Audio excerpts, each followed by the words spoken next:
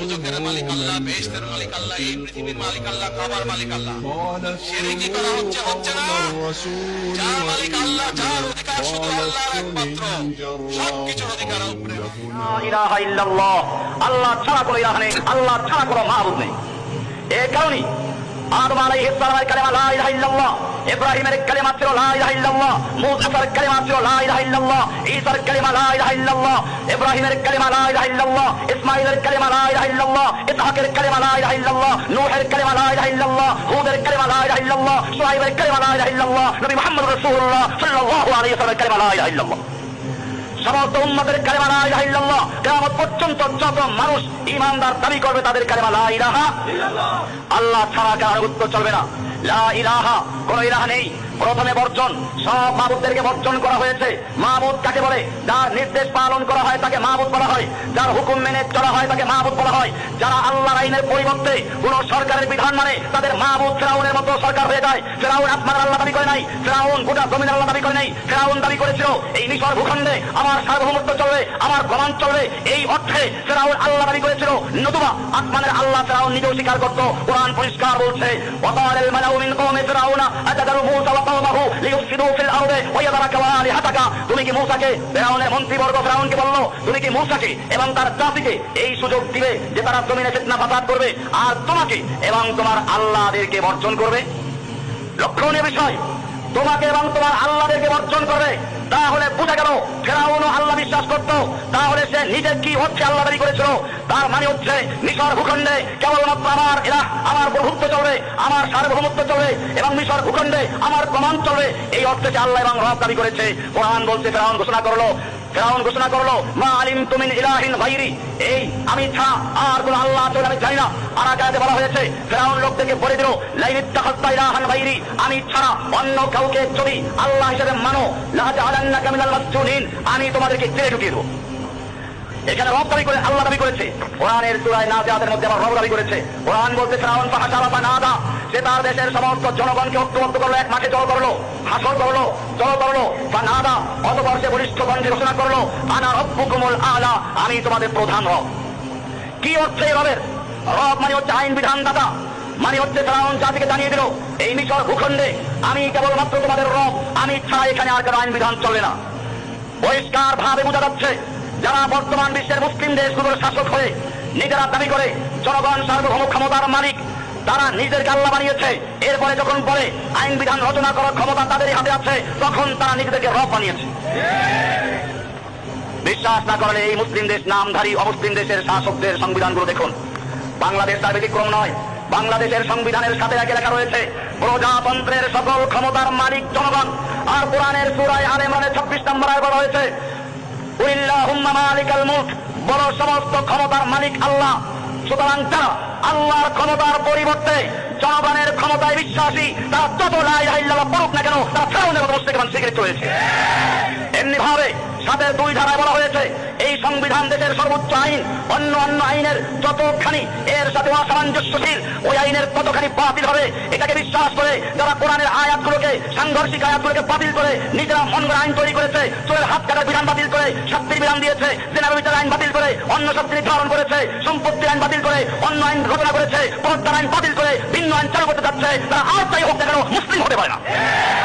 ভাইয়েরা আমার, লা ইলাহা ইল্লাল্লাহ মানে বুঝতে হবে, সব নবীদের দাওয়াত ছিল লা ইলাহা ইল্লাল্লাহ। এই পৃথিবী একটা মাহফিলের মতো, বক্তার পরিবর্তন হয়েছে, বিষয়বস্তুর পরিবর্তন হয় নাই। বক্তা লা ইলাহা ইল্লাল্লাহু মুসা কালিমুল্লাহ, লা ইলাহা ইল্লাল্লাহু ঈসা রূহুল্লাহ, লা ইলাহা ইল্লাল্লাহু ইসমাঈল নবিয়ুল্লাহ, লা ইলাহা ইল্লাল্লাহু ইসহাক নবিয়ুল্লাহ, লা ইলাহা ইল্লাল্লাহু হুদ নবিয়ুল্লাহ, লা ইলাহা ইল্লাল্লাহু শুআয়ব নবিয়ুল্লাহ। এরকম ভাবে নবী রাসূলদের নাম পরিবর্তন হয়েছে, বক্তার নাম পরিবর্তন হয়েছে, বক্তব্য আলোচ্য বিষয়গুলো পরিবর্তন হয়নি। ভাইয়েরা আমার, আমাদের মনে রাখতে হবে, এই কোরআনের মূল দাওয়াত যেমন তাওহীদ, এই দাওয়াত থেকে সরিয়ে গেছে 2 প্রকারের লোকেরা। এক প্রকার লোক হচ্ছে যারা শাসক, শাসন ব্যবস্থায় নিজেদেরকে সার্বভৌম ক্ষমতা দাবি করছে আর আল্লাহর আইনকে বাতিল করে বিকল্প আইন তৈরি করছে। আর এক দল হচ্ছে ধর্মীয় যাজক, এক শ্রেণীর আলেম যারা আল্লাহর শরীয়তে সন্তুষ্ট নয়, রাসূলের তরিকায় সন্তুষ্ট নয়, আল্লাহর শরীয়তকে বাদ দিয়ে, রাসূলের তরিকাকে বাদ দিয়ে নিজেরা তিস্তিয়া, কাদেরিয়া, নকশবন্দিয়া, মুজাদ্দিদিয়া, জাহমিয়া, রাফিজি, খারিজি, মুরজিয়া, এরকম ভাবে শিয়া, সুন্নি বিভিন্ন ভাগ করেছে। সেই লোকগুলো নিজেদেরকে তারা শরীয়ত পড়া হিসেবে আল্লাহর সাথে বসিয়েছে। ভাইয়েরা আমার, এই কারণেই একজন আরবি কবি বলেছেন, ওয়াহাল আফসাদাদ দীন ইল্লাল মুলুকু ওয়া আহবারু সুইন ওয়া রুহবানুহা। যুগে যুগে আল্লাহর দ্বীনকে ধ্বংস করেছে দুই শ্রেণীর লোকেরা। এক শ্রেণীর লোক হচ্ছে শাসক গোষ্ঠী, যারা আল্লাহ আইন নিজেদের মন মতো পরিবর্তন করে, নিজেদের মতের সঙ্গে যেগুলো মিলে সেগুলো বহাল রাখে, আর যেগুলো মিলে না সেগুলোকে পরিবর্তন করে। আর দ্বিতীয় হচ্ছে এক প্রকারের ধর্মীয় চাবক আলেম, ওই শাসক শ্রেণীর 5,000 গোলাম, যারা সরকারকে খুশি করার জন্য, ফিরআউন, নমরুদ, আবু জাহেলদের খুশি করার জন্য কোরআনের ওই সমস্ত আয়াতকে এড়িয়ে যায় অথবা ব্যাখ্যা করে ঘুরিয়ে দেয়, যারা যুগে যুগে শাসকদের খুশি করার জন্য হয়তো আপনাদের উপরের কথা বলে, নইলে জমিনের নীতির কথা বলে। কোরআন সংবিধান, কোরআনের সমাজ ব্যবস্থা আছে, রাজনীতি আছে, অর্থনীতি আছে, সমরনীতি আছে, সেইগুলোকে এড়িয়ে তারা শুধুমাত্র শাসকরা যাদের খুশি হয় এই অংশ বলে, বাকি অংশ এড়িয়ে যায়, ব্যাখ্যা করে, তারাও দ্বিতীয় প্রকারের তাগুত। ঈমানের জন্য তাগুত বর্জন করা শর্ত। আল্লাহ সুবহানাহু ওয়া তাআলা এই কারণে সব নবীদেরকে শুধু লা ইলাহা ইল্লাল্লাহ দাওয়াত দেওয়ার মধ্যে ক্ষান্ত করেন নাই, ব্যাখ্যাও দিয়েছেন। সূরা নাহল এর 36 নম্বর আয়াতে আল্লাহ তাআলা ব্যাখ্যামূলক বলেছেন, ওয়ালাকাদ বাআসনা ফী কুল্লি উম্মাতির রাসূলান আন ইবুদুল্লাহ ওয়াজতানিবুত তাগুত। আমি প্রত্যেক জাতির কাছে রাসূল প্রেরণ করেছি এই মর্মে নির্দেশ দিয়ে, আন ইবুদুল্লাহ ওয়াজতানিবুত তাগুত, তোমরা এক আল্লাহর ইবাদত করো আর তাগুতকে বর্জন করো। ইবাদত করলো, তাগুতকে বর্জন করলো না, তার ঈমান পূর্ণ হয় নাই। এই কারণে সূরা বাকারার 256 নম্বর আয়াতে পরিষ্কার বলা হয়েছে, শর্ত আরোপ করা হয়েছে, ফামান ইয়াকফুর বিত-তাগুতি ওয়া ইউমিন বিল্লাহি ফাকাদ ইসতামসাকা বিল উরওয়াতিল উসকা লা ইনফিসামা লাহা ওয়াল্লাহু সামিউন আলিম। ফামান ইয়াকফুর বিত-তাগুত, সুতরাং যেই ব্যক্তি তাগুতকে প্রত্যাখ্যান করবে, কুফর করবে, বর্জন করবে, আগে বর্জন, এরপরে বলছেন ওয়া ইউমিন বিল্লাহি, আর আল্লাহর উপর ঈমান আনে, ফাকাদ ইসতামসাকা বিল উরওয়াতিল উসকা, সে ব্যক্তি মজবুত হাতল ধারণ করলো, লা ইনফিসামা লাহা, তা কখনো ছিঁড়ে দেওয়া নয়। ভাইরা আমার, পরিষ্কার হয়ে গেল, লা ইলাহার মাধ্যমে সমস্ত বাতিল মাবুদগুলোকে বর্জন করে ইল্লাল্লাহ বলে শুধু এক আল্লাহকে গ্রহণ করতে হবে। এটা যদি না করে, শুধুমাত্র বর্জন না করে আল্লাহর ইবাদত করতে রইল, কাফের মুশরিক তাগুতের সঙ্গে বন্ধুত্ব রইল, সেই ব্যক্তি মুমিন হতে পারে না। আল্লাহর নবী সাল্লাল্লাহু আলাইহি ওয়াসাল্লামের জীবন তার দৃষ্টান্ত। আল্লাহর নবী যেদিন লা ইলাহা ইল্লাল্লাহ দাওয়াত দিয়েছিলেন, আবু জাহেল আবুল হাসার পক্ষে ছিল না, খেপে গেল, নবীকে মারতে উদ্যত হলো। অথচ এই আবুল হাবরা, আবু জাহেলরা আল্লাহর নবী মুহাম্মদকে আর কিছুক্ষণ আগেও আল্লাহ আমিন বলে বিশ্বাস করতো, প্রিয় যুবক বলে বিশ্বাস করতো, যা বলো তাই মেনে নেব বলতো। অথচ মুহূর্তের মধ্যে লা ইলাহা ইল্লাল্লাহ দাওয়াতের কারণে চেঞ্জ হয়ে গেল, পরিবর্তন হয়ে গেল। সুতরাং বুঝে গেল, যাদের লা ইলাহা ইল্লাল্লাহ দাওয়াতের মাধ্যমে কাফের আর মুশরিক বিভক্ত হয়ে না যায়, মুসলিম আর গায়র মুসলিম বিভক্ত হয়ে না যায়, মুমিন আর তাগুত বিভক্ত হয়ে না যায়, বরং সকলে তাদেরকে বাহবা দেয়, ভিক্ষা দেয়, তাদের জন্য সবাই হাদিয়া তহফা পাঠায়, খাবার পাঠায়, মেহমানদারি করে, তারা আর চাই করুক না কেন, নবী মুহাম্মদুর রাসূলুল্লাহ সাল্লাল্লাহু আলাইহি ওয়াসাল্লাম যে লা ইলাহা দাওয়াত দিয়েছেন সেই লা ইলাহা দাওয়াত দিচ্ছে না। লা ইলাহা ইল্লাল্লাহ, আল্লাহ ছাড়া কোনো ইলাহ নেই, কোনো মাবুদ নেই, এটা বুঝে শুনে গ্রহণ করতে হবে, সাক্ষী দিতে হবে। কোরআনের সূরা মুহাম্মদে বলা হয়েছে, ফা'লাম আন্নাহু লা ইলাহা ইল্লাল্লাহ, তুমি এলেম অর্জন করো, বুঝে শুনে পড়ো লা ইলাহা ইল্লাল্লাহ। না বুঝে বলার কোনো অর্থ হয় না। এই লা ইলাহার সাক্ষী না দিলে ইসলামে প্রবেশ করতে পারে না। কোরআন বলছে জন্য এই সাক্ষী সবচেয়ে বড় সাক্ষ্য। আল্লাহ প্রশ্ন করেছেন, কুল আইয়ু শাইইন আকবারু শাহাদা, বলো তো সবচেয়ে বড় সাক্ষ্য কোনটি?